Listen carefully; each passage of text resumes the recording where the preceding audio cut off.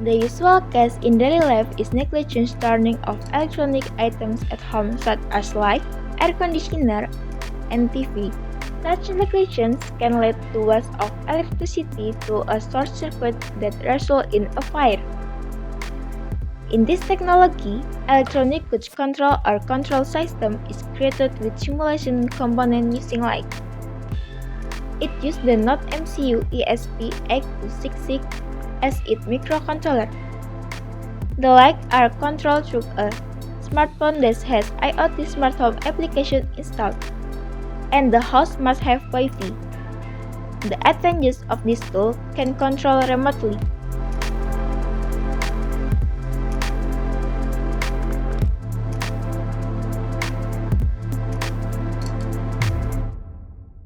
Here, the smart home technology working system. First, make sure the home Wi-Fi is connected and the smartphone is connected to the internet.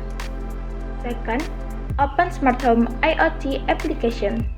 Third, deselect the control button, the terrace, then the patio light will turn off and the caption in the application turn off. Pause. We press the control button of the living room, then the light will go out, and so on.